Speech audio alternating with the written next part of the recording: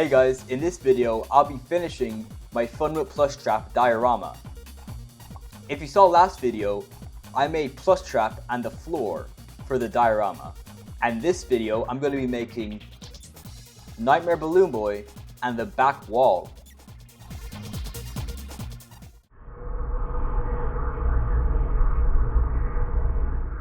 To start off, I got the 3D model from Help Wanted and made him more detailed by adding some more polygons and even adding some extra details like the stripes, actually engraving them into the model instead of just being textured.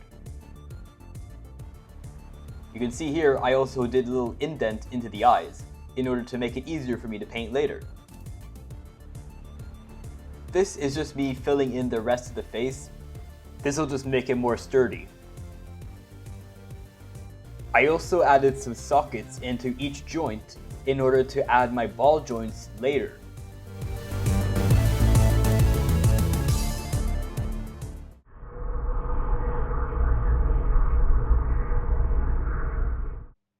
While waiting for Balloon Boy to print, I decided to make the back wall of the minigame.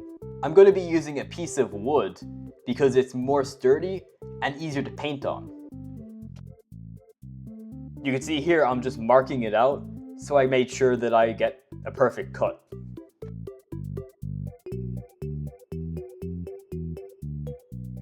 Now that the plank of wood is cut out, I just have to make sure that everything's to scale. So I used the chair I printed last video to make sure before I started painting. This was a big mistake.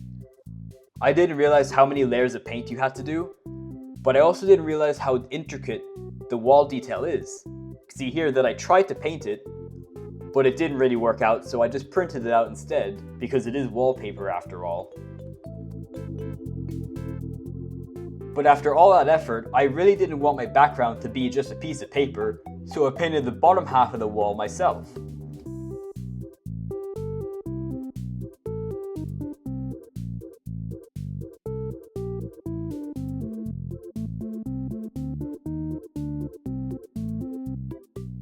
I decided to place the window a bit lower than in the game because I don't want to have too big of a wall because it just won't be very sturdy. You see here that I'm actually going to paint the background myself because it's just a sky with a bit of trees, and I think that's pretty easy to paint, so I gave it a shot.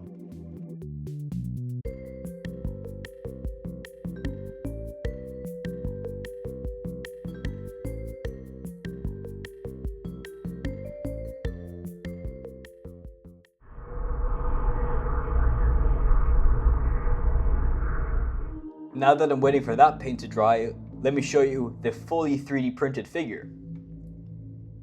So here are all the parts. You see here that there are these little ball joints that connect all the parts, just like the Plushtrap figure. Balloon Boy's jaw is separate from his endo jaw and his head, just to give it some extra posability. You see here that the torso is quite round, but also quite detailed. And then these are the bigger ball joints that I made because Balloon Boy is a bigger character than Plushtrap. So this is just me assembling the first part just to show you the general assembly. It's pretty easy and you can technically mix and match these if you wanted to.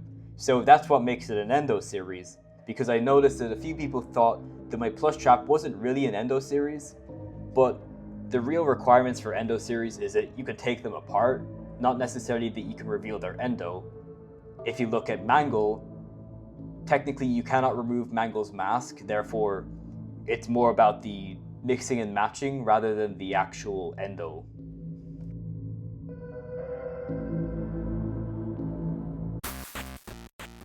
Now that I know everything fits, I can start painting.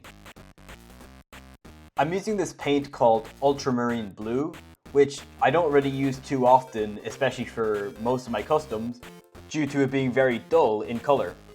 However, for Nightmare Balloon Boy, I think it works perfectly for his trousers.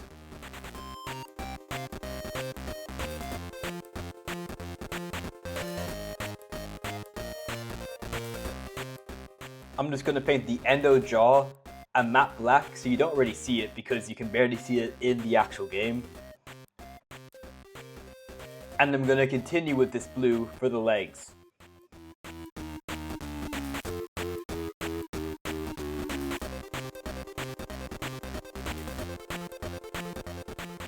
For the shoes, I use a dark brown paint for the soles, and also added some dark brown to the top of the shoe just to give it some weathering.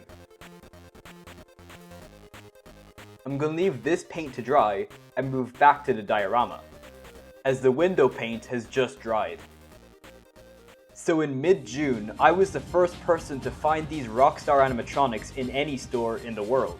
So I decided to buy them, even though I don't really collect many 5-inch figures. So I'm going to use the boxes for the window paint.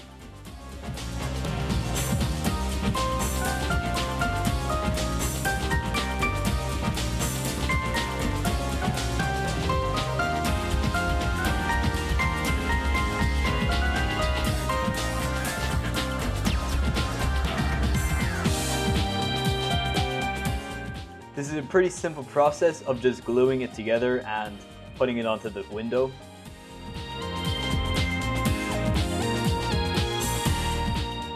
And now back to the figure.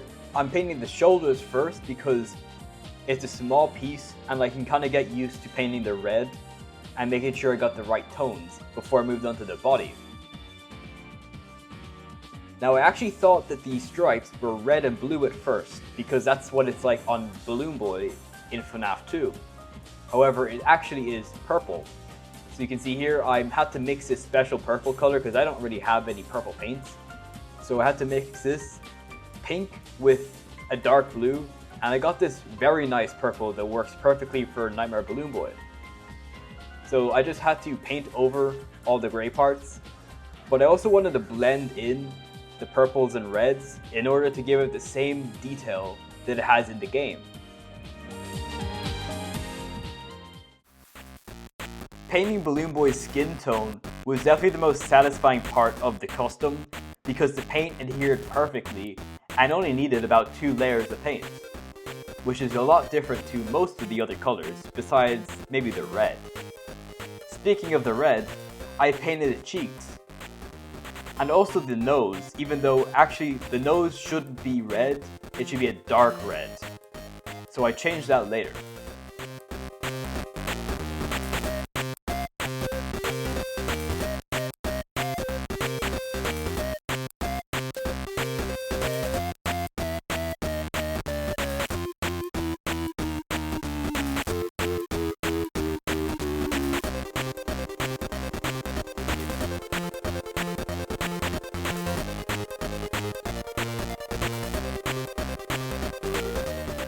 This leather brown paint works really well for the shoes, but works even better for the hair, as it's pretty much the perfect tone for Nightmare Balloon Boy's hair.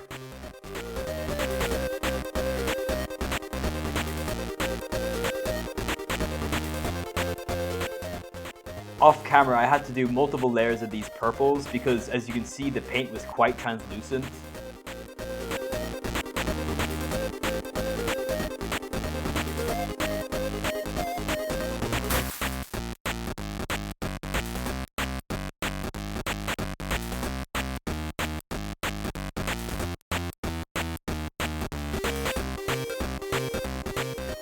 When I was painting the eyes, I was really glad that I added those indents into the 3D model, because otherwise I would have had to guess where the eyes were, and that would have been a nightmare, because on all my Sonic customs I had to do that, and they're not very enjoyable to do because a simple mistake can completely ruin the eyes and you have to redo them.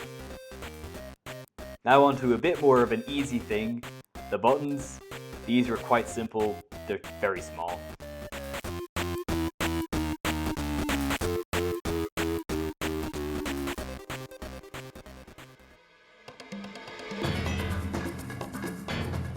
As I was coming closer to the end of the custom, this was very nerve-wracking.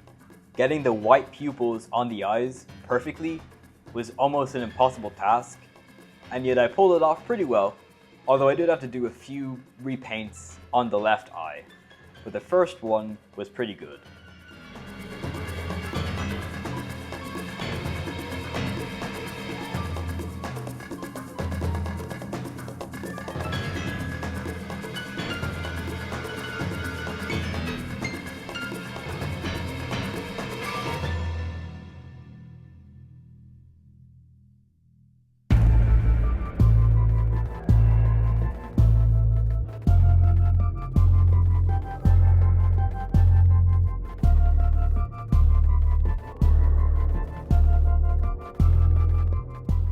So here is my custom Nightmare Balloon Boy figure to scale with the Jazwares Endo-Series.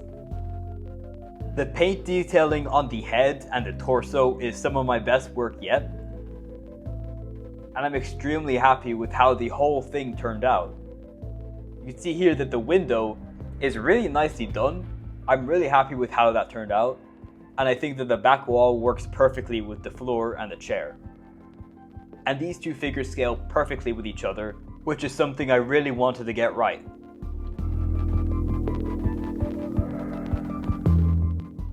My only gripe with this custom is that I think that the eyes are a bit too dilated. Maybe I could have made them a bit bigger. However, in my opinion, it makes him a bit more scary. In the original game, his pupils are quite big, and it kind of throws off the whole horror aesthetic.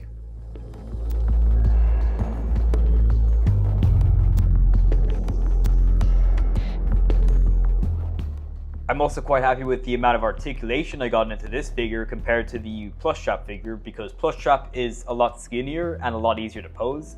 However, Balloon Boy actually has a lot of clipping in his model in the actual games, so to get this in figure form and still have enough posability was quite an achievement.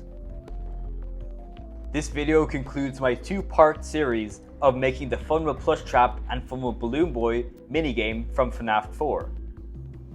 I really hope you enjoyed these videos, and if you want me to make any more FNAF or Sonic customs, please let me know in the comments down below. If you could, please subscribe as it helps out a lot, and thanks for watching.